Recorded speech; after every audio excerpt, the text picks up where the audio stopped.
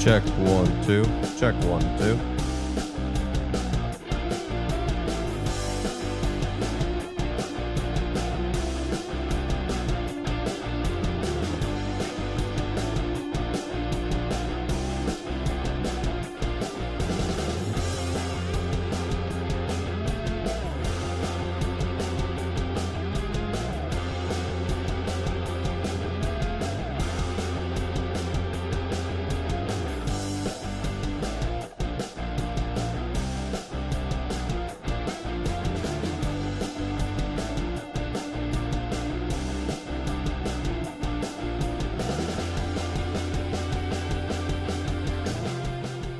Welcome to the ladies. Welcome to the ladies. Great start, Tegan. Great start. How's everyone doing today? It's the Stadium Pulse, a college football show. My name is Tegan Randolph, your host. This is powered by Kretschmann Media. And if this is your second or third or maybe fourth, fifth, who knows? If you're a returning viewer, you've noticed something with the show. If you're visually watching, whether it be your phone, TV, iPad, whatever it is, don't have my background set up because I'm moving here within the next week or so. So cross-state move, a lot of things changing, going to have a completely new setup. Very much excited, nervous, all the different feelings you could relatively think of for a move of this caliber. I've felt it over the past couple of days, but that doesn't mean we can't talk some ball. That doesn't mean we can't talk about college football. That doesn't mean we can't have an award show. Now, this is very informal because, frankly, as an award show, I'm going to get a little bit closer to the camera. I should have like a suit on, frankly. I should dress up for the occasion and not in a Kendrick Lamar shirt. I mean, I'm always going to wear this minor league baseball hat, but I should have dressed up for the occasion.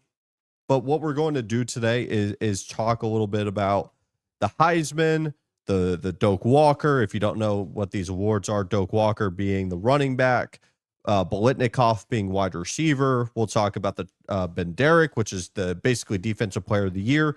And then we'll talk about safety of the year, coach of the year. And then for fun, we'll also do superlatives. Superlatives, if you don't know, is like most likely to do X, Y, and Z, or the moments. We'll do that for college football.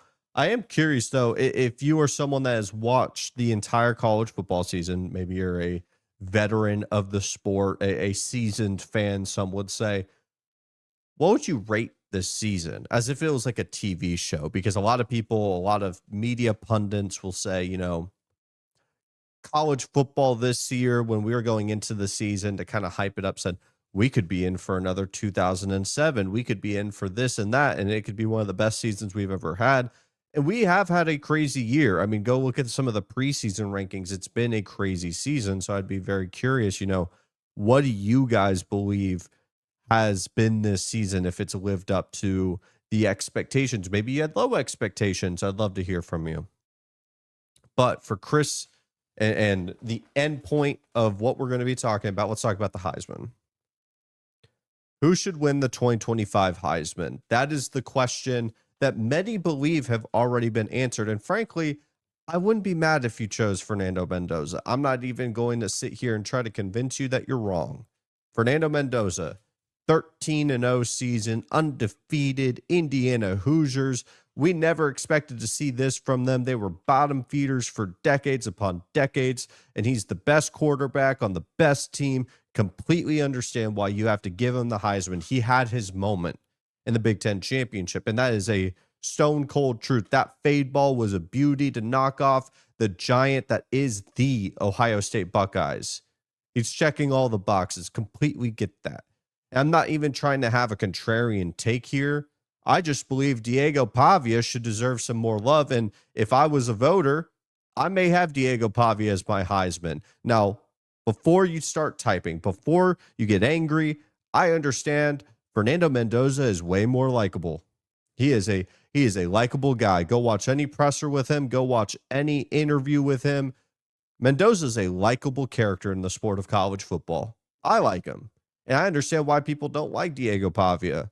Like many other college athletes before him, he's arrogant. He is very me-centric. He wants the Heisman. He's made that very loud. It doesn't sound like a guy that is pushing Vanderbilt to go to the playoff. That feels secondary towards his main goal, which is the Heisman. But he also as well gets compared to Johnny Manziel. And though many people would probably disagree with me, I think a lot of people have revisionist history with the love that was there with Manziel. Now, I love Johnny Manziel because I was a Texas A&M fan, and he's the reason why I got into college football. But he was a hated character by many when he was playing in the sport. And there's a reason why he had a big narrative around him during his heyday in 2012 and 2013. But I think 10 years has passed, and a lot of people think of fond memories when they think of Manziel, and not really the guy that was hated, almost like a JJ Redick type for college basketball in Duke, or, you know, a Christian Laettner. He was spoken in that same caliber as a hated athlete, but he was fun to watch. Now, I wouldn't say Pavia even gets close to the level of hate as those guys, but in a weaker Heisman class,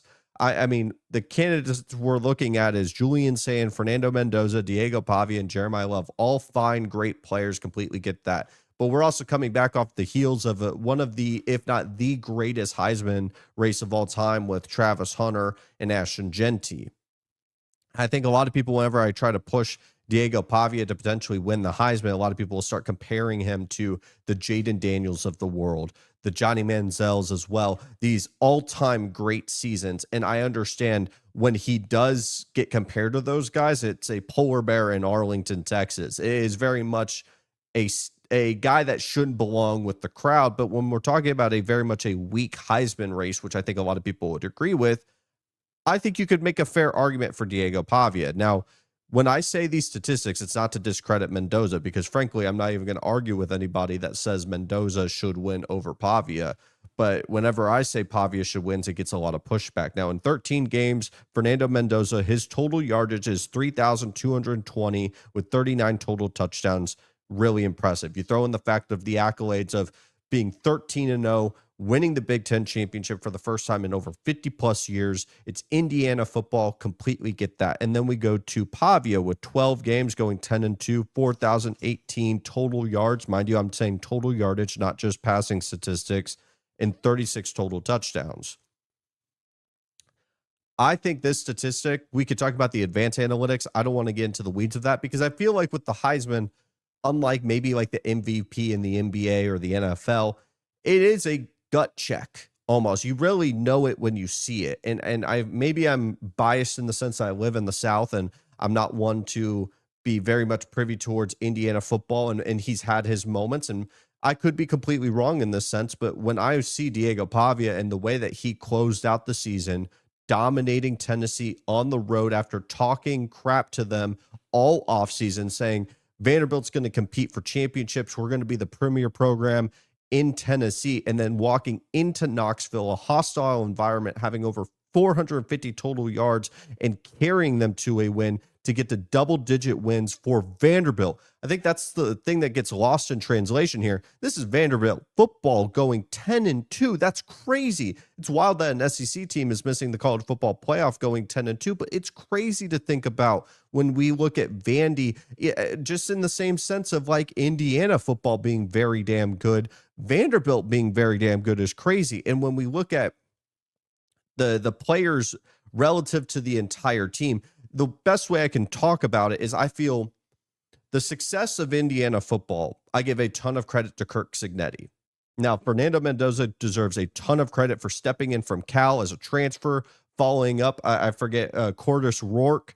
Like, I give a ton of credit for him taking that open job and just excelling and being 13-0. But Cignetti had built an incredible thing. This is a team that went to the college football playoff just the year prior. Then we look at Vanderbilt, who had a magical season last year beating Alabama, but it wasn't anything where they were even sniffing a college football playoff contention. And a lot of people assume that this was a one-off, that they were just going to potentially have the same record, but they weren't going to be able to rekindle the magic. Like, a lot of people kind of wrote off Vanderbilt as not a team that was going to be hyper competitive at the top of the SEC. And we get to this season and we hear Pavia is talking crap on Bussin' with the Boys, talking about how we're going to be the premier program in Tennessee. We're going to be competing for championships, and everyone kind of blew them off. And if we're talking about impact and we're talking about value, I think you could make an argument that Pavia is more valuable to his team than Fernando Mendoza. We're talking about a guy with 71.5% of the team's total yardage on offense is accredited to Diego Pavia.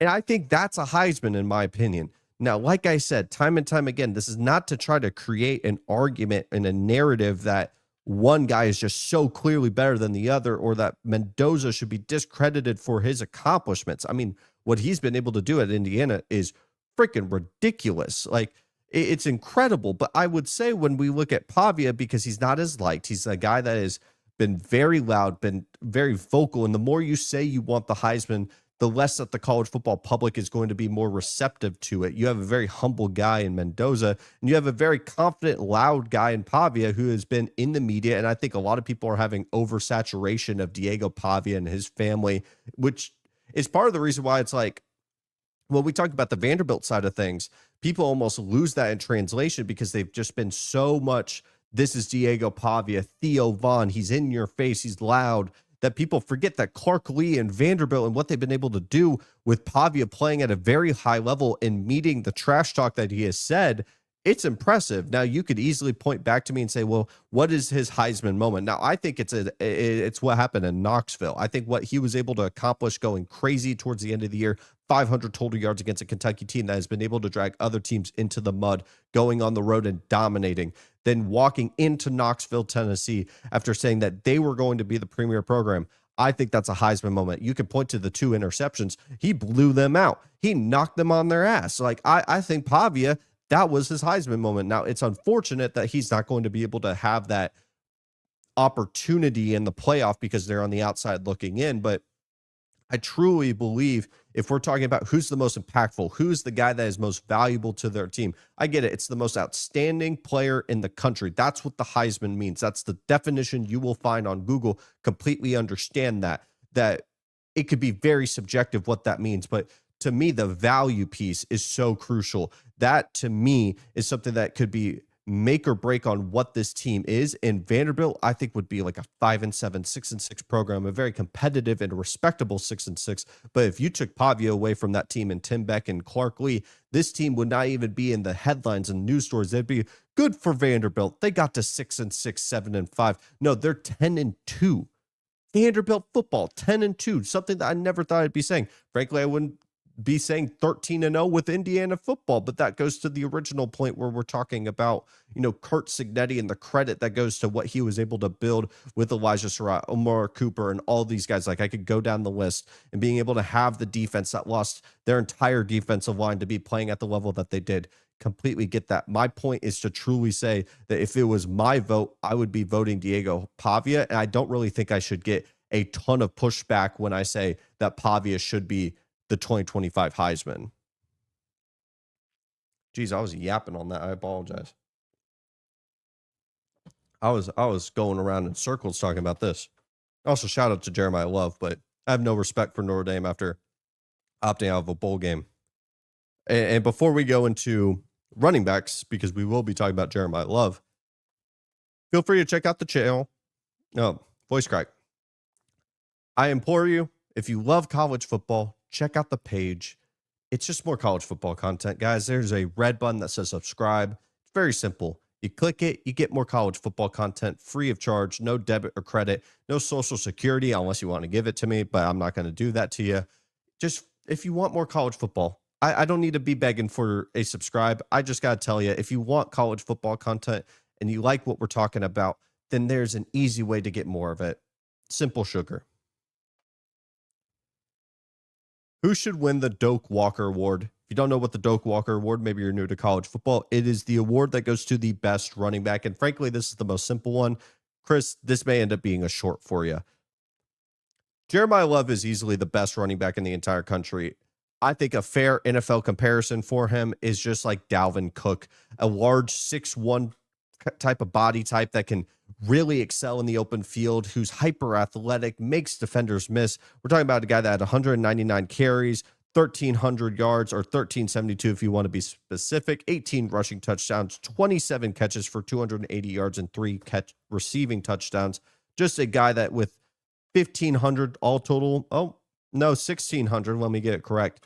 Total yards. This dude is an absolute weapon for the Notre Dame offense. And even though that they're big crybabies for saying that they're not going to be in a bowl game, I would have loved to see Jeremiah Love in the college football playoff. Mind you, he has an NFL running back as his backup putting up these statistics. Shout out to Jadarian Price. But when we're talking about the best running back in all of college football, as much as I got so much respect for Ahmad Hardy as he played higher levels of competition, his statistics and his impact definitely reduced. And when we look at Jeremiah Love, he's the most complete running back in the entire country. He's the guy that has made the most impact for the entire season. It's hard for me to not have him as the best running back. He's going to be a first-round pick, and we're going to be talking about him once this entire season closes down.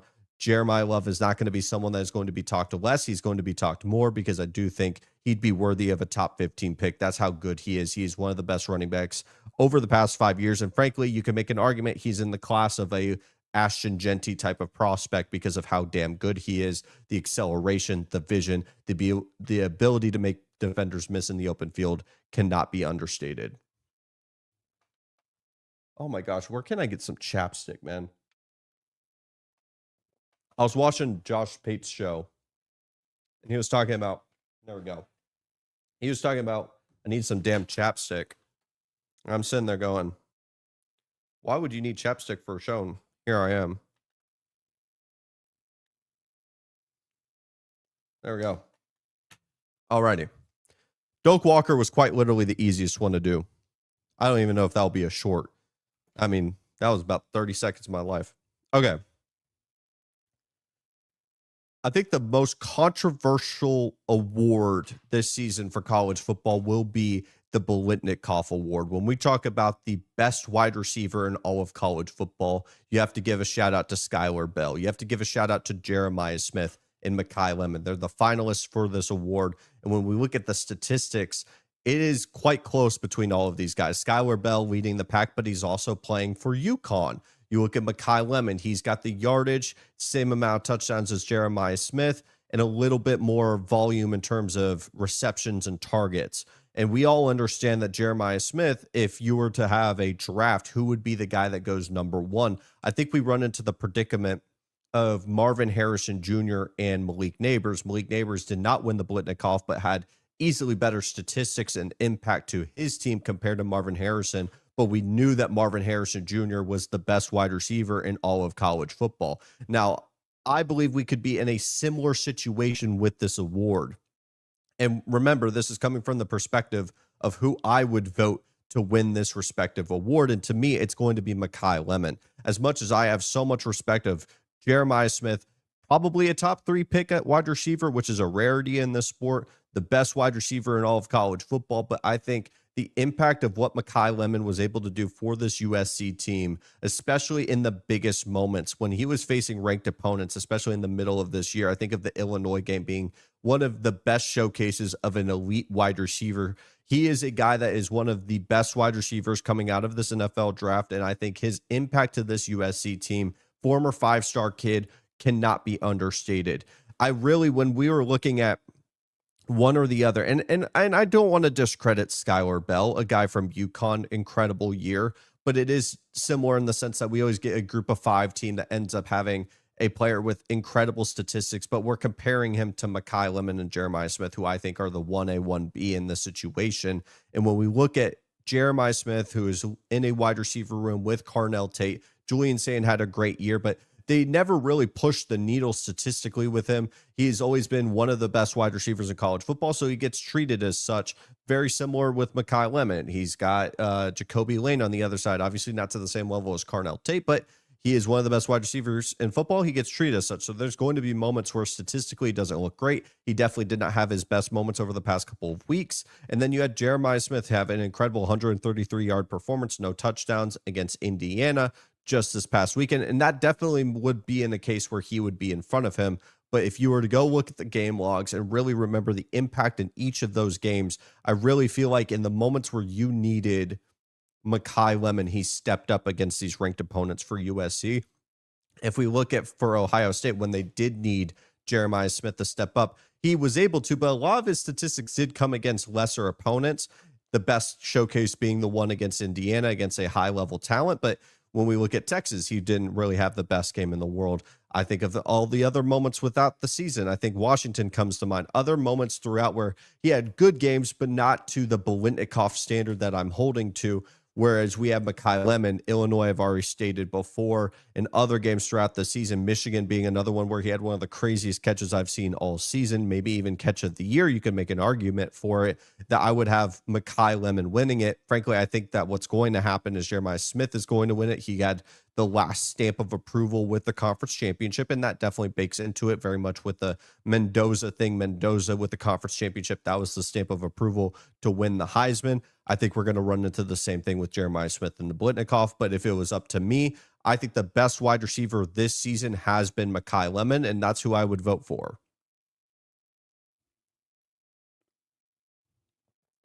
Alrighty. I should have mentioned Makai Lemon went 79 receptions, 1,156 yards, 11 touchdowns, 14.6 average per catch. Who was the best defensive player in all of college football this season? I think it's simple. It's a guy that's already won the best linebacker award in the country, the Butkus Award, which is Jacob Rodriguez, a guy that was pushing for Heisman consideration, a guy that has been the heartbeat of the Mustache Gang for Texas Tech of this entire defense. He's had 60 tackles, 1 sack, 7 forced fumbles, and 4 interceptions. And let's not forget a couple of rushing touchdowns. It's a defensive award, so I can't really mention that and say that's a reason why he should be above another guy. But it's important to mention the impact that Jacob Rodriguez, or better said, J-Rod, has had to this Texas Tech defense. I understand David Bailey's more than likely going to be the best player from this group, and Roberts had an incredible performance in the Big 12 championship. But when I think as a gut check, who is the best player on the defensive side of the ball for the 2025 season, I do think it's Jacob Rodriguez. Shout out to Caleb Downs, though. He is a guy that has been a perennial all-time great safety for the Ohio State Buckeyes over the past couple of years. And I have so much respect for Cassius Howell, another finalist for this award. But when I really do believe a guy that has made such an impact as a leader, as a guy that has just been by every teammate imaginable, this is the guy that you should be focused on as the guy, a guy that was potentially campaigning for the Heisman race. We're looking at someone that I think linebackers wise up there with a Manti Te'o in terms of impact, and someone that I really do believe if you were to just say you have to write a name down who is the best defensive player in all of college football, it's got to go to Jacob Rodriguez. I don't think it's much of a predicament in terms of debating between multiple guys like when we were talking about the best wide receiver between Makai Lemon and Jeremiah Smith. Jacob Rodriguez, he has made this very easy to decide, and I think it's right for him to win the linebacker award, the Butkus Award, and I think it's right for him to win the Banderick Award, which is the Defensive Player of the Year for college football.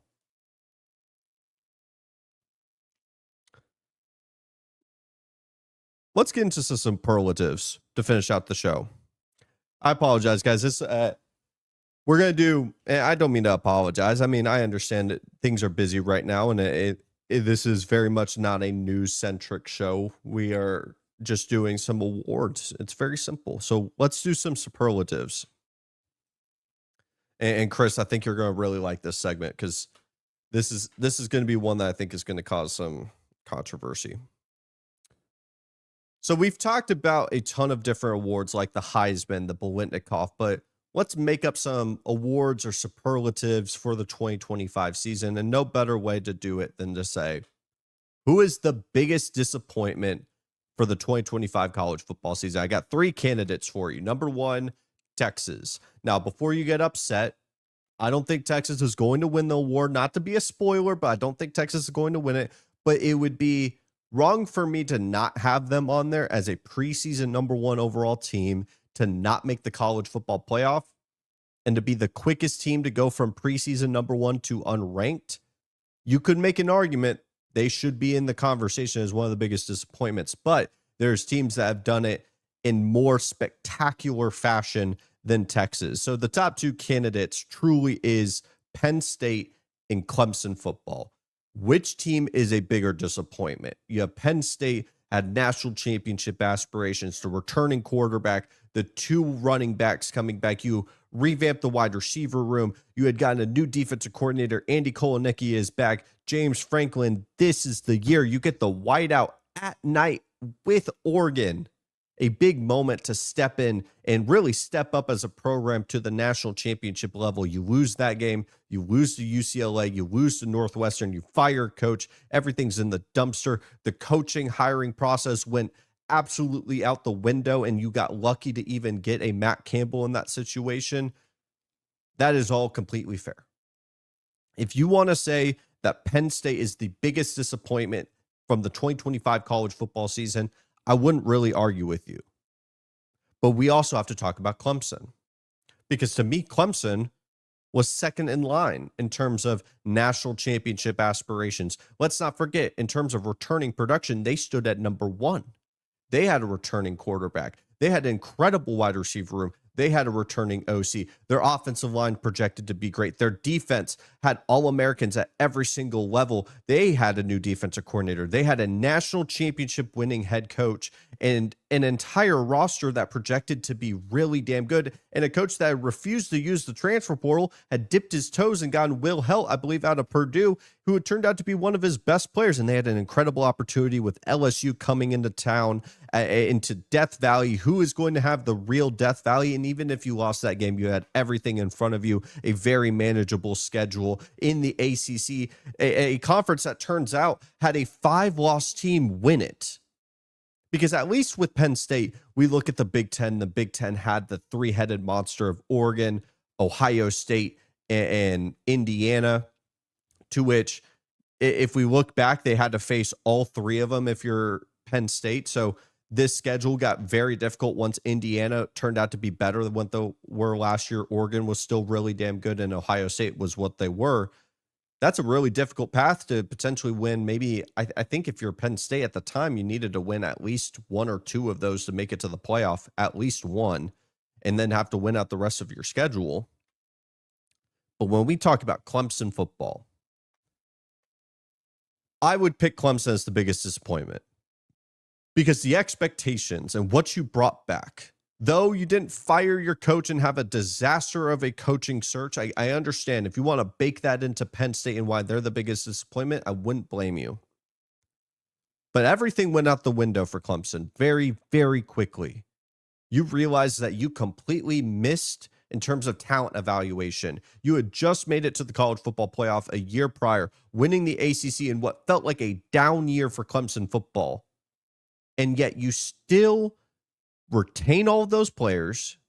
You find a way to even dip your toes into the transfer portal, find one of your best defensive players, and with no major injuries. And yes, you lost Phil Maffa to the NFL draft, but you had talented players in that running back room.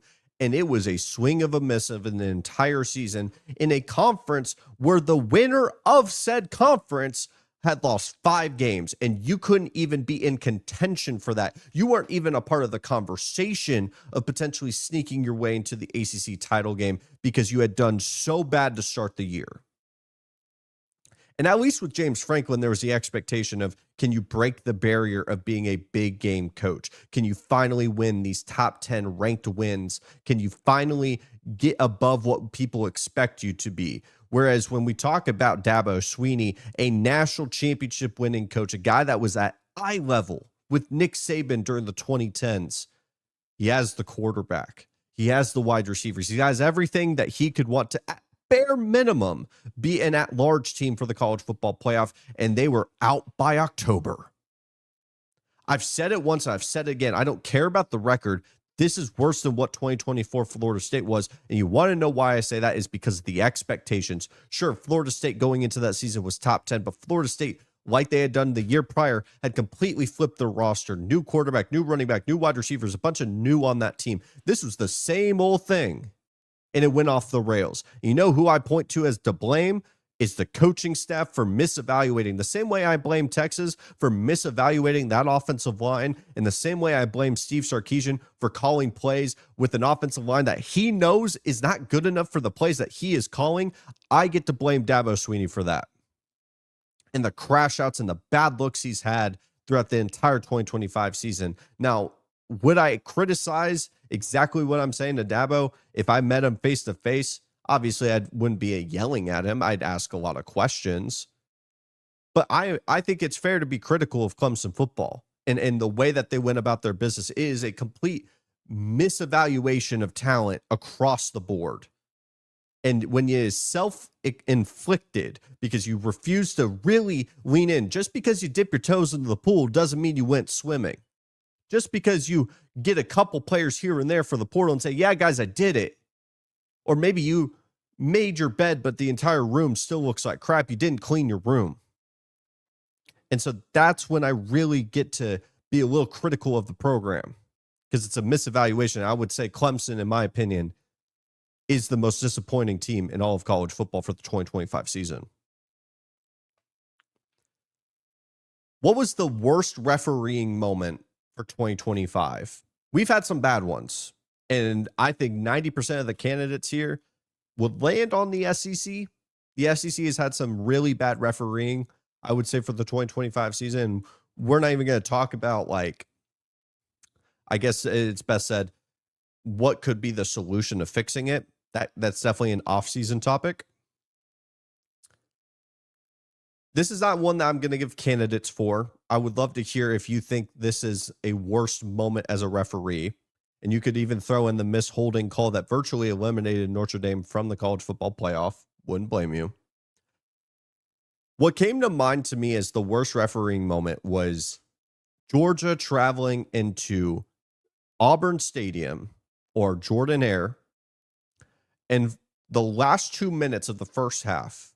Number one, the missed call with Jackson Arnold, who I completely believe crossed the plane for a touchdown that would have put Auburn in a fantastic position to win that football game. But the fact that the last 2 minutes of that game, in game time, took 30 minutes of real time.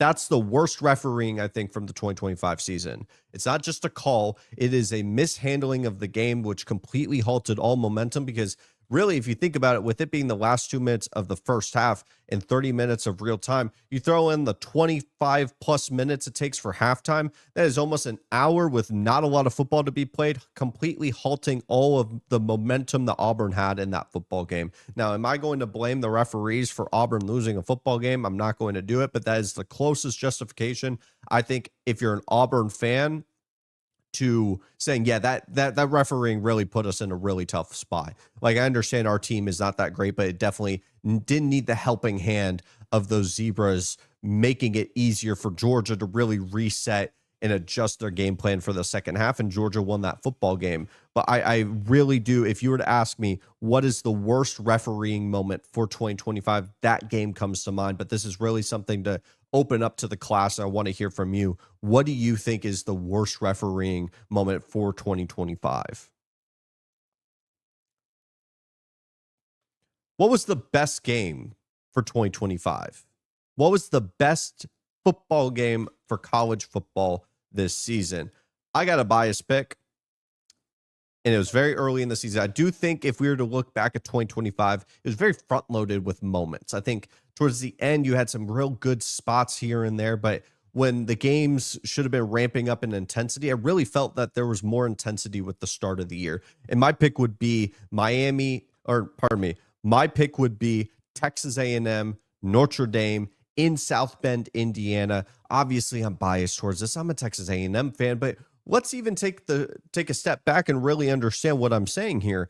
This game was incredible. You had Texas A&M putting up 40 points on the road, and it wasn't just like, methodical, long, sustaining drives that took 10, 13 plays. We're talking about explosive, exciting plays. Mario Craver down the left sideline, spinning out of a couple of plays and getting a touchdown. Then you had Jeremiah Love, Jadarian Price making a ton of plays. All of a sudden, you have CJ Carr and this Notre Dame team who was down 0-0 or 0-1 because they lost to Miami, having to potentially go 0-2. No way they go 0-2 while Texas A&M stands there. Can they win the big game? The first top 10 ranked win since the 90s. Can they pull it off? There's so many implications with this game, and it was back and forth. We had a blocked punt in this game. We had turnovers in this game. We had big moments in this game. And then you had the final drive, the muffed PAT, and it feels like Notre Dame at that moment, right before it happened, they had all the momentum in the world. They're going to go up 7. No way A&M can drive down the field, and even with the missed PAT, the Aggies will always choke. There's no way that they get down the field, and they chip away, and they march, and then they march, and then they march, and then they march, and it gets down to 4th and goal. Marcel Reed down the left sideline, lofts it up, 50-50 ball to the tight end, Nate Borkisher, and they score the touchdown. I think this is game of the year. I think really when I think like all these other superlatives, what is the gut check? What is the instant reaction? What do you remember? I think of that with movies. Like, what is the best movie of all time? Your gut is what you remember and was memorable to you the most. And to me, it's Texas A&M, Notre Dame. I think there's a lot of great examples throughout this year, and that's why I want to open up the question to you. I think upset of the year, you can even make the arguments UCLA and Penn State, and that could be game of the year as well. But we're at 35 minutes, folks. I understand this is not the most detailed show of all time. Like I said, moving, I got to get a quick show out. We'll do game 1 previews probably next week. I'll figure out what we're doing for Thursday. But no Sunday show. I'll be driving on Sunday. Cross-state move. Wish me luck. If you guys love college football content, I promise you we're going to make the show 1% better every single day. It's not always going to be a blank background behind me. Go check out the CEO Sports Show if you want some NFL or all sports content. Dub's Room for NBA. We got some boxing. We got some wrestling. I mean, Crestman Media is doing fantastic work around here. So get the early investment in and say that you're one of the early subscribers of this, because it's only going to get bigger from here. But with that in mind, thank you guys so much for watching, and I will see you guys next time.